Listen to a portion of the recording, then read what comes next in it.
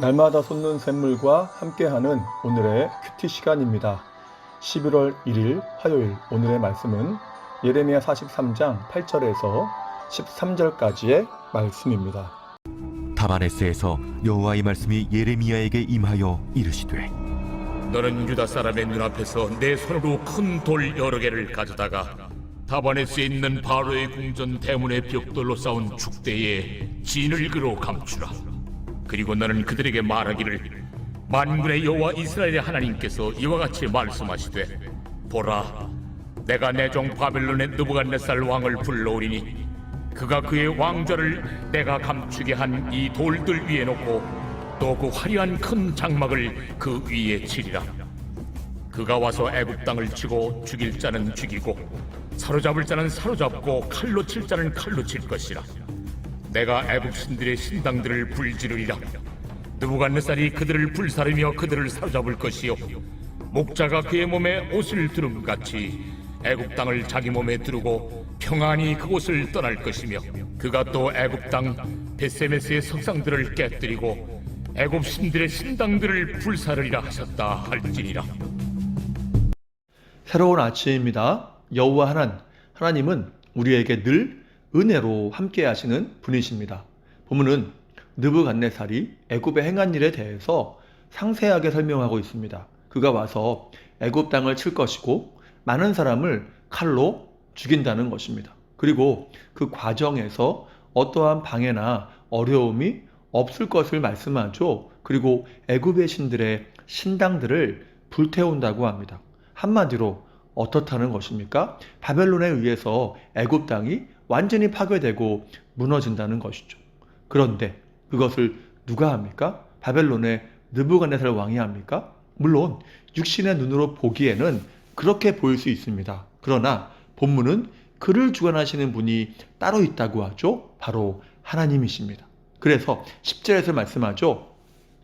만군의 하나님 여호와께서 말씀하시되 보라, 내가 내 종 바벨론의 느부갓네살 왕을 불러오리니.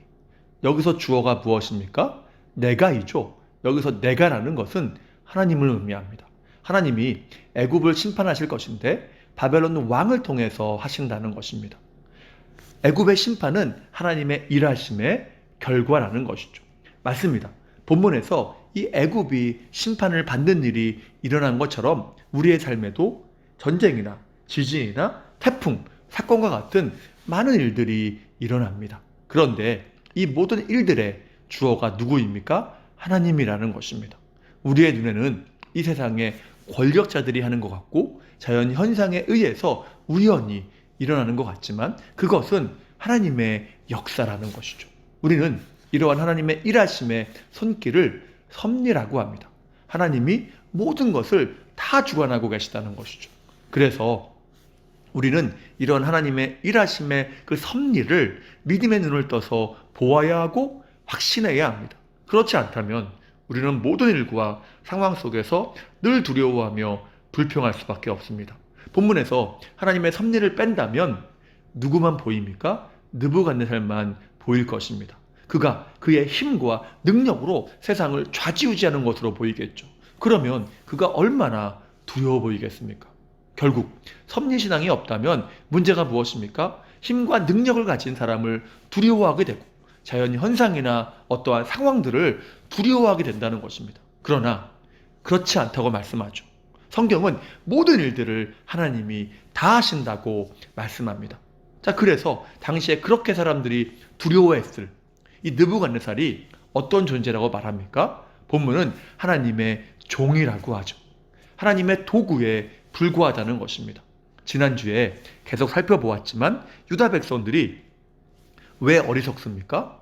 느부갓네살이 대단해 보였지만 그는 하나님의 섭리의 도구일 뿐이라는 것이죠. 하나님이 허락지 않으시면 아무것도 못한다는 것입니다. 그렇다면 그를 전혀 두려워할 필요가 없고 하나님만 경외하고 순종하면 되는 것입니다. 그런데 오히려 하나님이 아닌 바벨론 왕만 두려워했죠. 왜입니까? 하나님의 섭리를 확신하지 못했기 때문입니다. 그러니까 바벨론의 왕과 그 상황들이 너무나 두려웠던 것입니다. 때문에 우리는 늘 하나님의 섭리하심의 손길을 믿음의 눈으로 보아야 합니다. 문제는 하나님의 섭리의 손길은 인비저블이라는 것입니다. 보이지 않는다는 것이죠. 그래서 필요한 것이 무엇입니까? 믿음입니다. 믿음은 바라는 것들의 실상이요 보지 못하는 것들의 증거라고 하지 않습니까? 주님 말씀처럼 보지 않고 믿는 것이 복되고 그것이 진짜 믿음이라는 것이죠. 그리고 믿음으로 섭리를 보고 확신하게 되면 이 느부갓네살이 나라들을 정복하는데 와 대단하다라는 것이 아니라 아 하나님이 이렇게 일하시는구나 라고 생각하게 된다는 것이죠. 그렇다면 우리의 삶 속에서 어떠한 어려움이나 고난이 다가온다고 해도 하나님이 하시는 일이니까 하나님은 선하시니까 반드시 모든 것을 합력하여 선을 이루어 가실 것을 믿고 인내하게 되고 그 속에서 담대함과 평안함을 갖게 되는 것입니다. 여러분 요셉을 보시기 바랍니다. 그의 삶을 보면 어쩜 저렇게 안 될 수 있나 싶죠. 요셉은 늘 형들의 미움과 질투를 받지 않습니까? 그래서 하루는 아버지의 심부름으로 형들의 안부를 알기 위해 갔는데 도단에서 형들에게 잡혀서 마침 애굽으로 가는 상인들에게 팔리게 되죠. 그리고 애굽으로 갔는데 거기서 마침 바로의 친위대장 보디발의 집에 팔립니다. 그리고 거기에서 살만하니까 누명을 쓰고 감옥에 갇히게 되죠. 그리고 그곳에서 풀 맡은 관원장과 떡 맡은 관원장이 갇히는데 그들의 꿈을 해몽하지 않습니까? 그리고 요셉의 해몽대로 이 술 맡은 관원장은 복직을 하지만 요셉을 까맣게 잊어버립니다. 안타깝죠. 그리고 2년 뒤에 바로가 꿈을 꾸고 아무도 해몽을 하지 못할 때에 이 술 맡은 관원장은 드디어 요셉을 기억하고 바로에게 말을 하게 됩니다. 그리고 요셉은 바로 앞에 서게 됐죠. 여러분 여기에서 우연이 있습니까? 모든 것이 하나님의 섭리하심이죠. 하나님의 섭리가 아닌 것이 어디 있습니까? 하나라도 그 과정 속에서 맞지 않았다면 요셉은 총리가 되지 않았을 것이고 요셉의 가족은 기근에서 죽었을 것입니다. 모든 것이 하나님의 섭리하심의 과정이었던 것이죠. 그래서 에스라 1장 1절에서 이렇게 말씀하죠. 바사왕 고레스 원년에 여호와께서 예레미야의 입을 통하여 하신 말씀을 이루게 하시려고 바사왕 고레스의 마음을 감동시키시며 고레스에 의한 유다 민족의 포로 귀환을 이야기합니다. 당시에 고레스는 바사를 건국하기도 했고 지금도 이란 사람들에게는 위대한 창건 왕으로 추앙받는 사람입니다. 그런데 유다의 포로 귀환이 그가 한 것이 아님을 말씀하죠.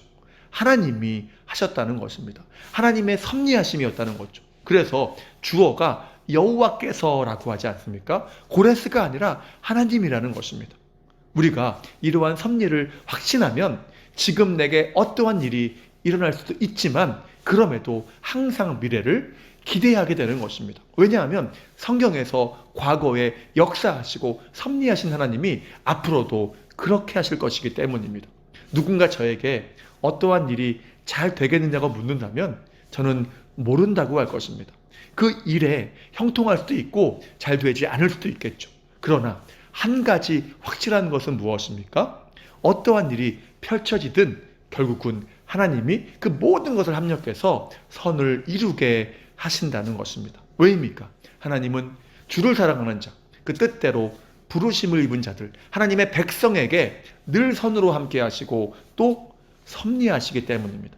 그래서 섭리신앙을 가진 사람은 시련 속에서도 감사할 수 있고 항상 무엇인가를 기대하면서 모든 일에 최선을 다하며 전진하게 되는 것입니다. 왜입니까? 하나님은 우리의 삶을 주관하시고 그 은혜로 늘 우리를 놀라게 하시니까 말이죠. 결국은 섭리하셨음을 그 뒤에 깨닫게 하신다는 것입니다. 그러므로 우리가 우리의 인생을 조망하기를 소망합니다. 높은 곳에 올라가면 모든 것이 다 보이지 않습니까? 이를 조망이라고 하는데 우리가 하나님의 섭리라고 하는 렌즈를 통해서 세상을 모든 상황을 보면 모든 것이 하나님의 주권 안에 있고 하나님의 주관하심 안에 있다고 하는 그러한 큰 그림이 보인다는 것입니다. 우리의 모든 인생을 조망하게 되는 것이죠. 내게 일어나는 모든 일이 느부갓네살이 하는 것이 아니라 하나님의 백성에게 늘 선하신 하나님이 하고 계심을 알게 될 것이고 그러면 우리는 늘 담대함과 평안함을 누리게 된다는 것입니다. 모든 일이 불평과 짜증거리가 아니라 감사와 찬양거리가 되는 것입니다. 이러한 은혜가 여러분의 삶에 섭리신앙을 갖고 나아갈 때에 늘 충만하시기를 주님의 이름으로 축복합니다. 자, 그러면 다 같이 주기도문을 하시고 주신 말씀을 붙잡고 간절하게 기도하도록 하겠습니다. 하늘에 계신 우리 아버지, 아버지의 이름을 거룩하게 하시며 아버지의 나라가 오게 하시며 아버지의 뜻이 하늘에서와 같이 땅에서도 이루어지게 하소서. 오늘 우리에게 일용할 양식을 주시고 우리가 우리에게 잘못한 사람을 용서하여 준 것 같이 우리 죄를 용서하여 주시고 우리를 시험에 빠지지 않게 하시고 악에서 구하소서. 나라와 권능과 영광이 영원히 아버지의 것입니다. 아멘.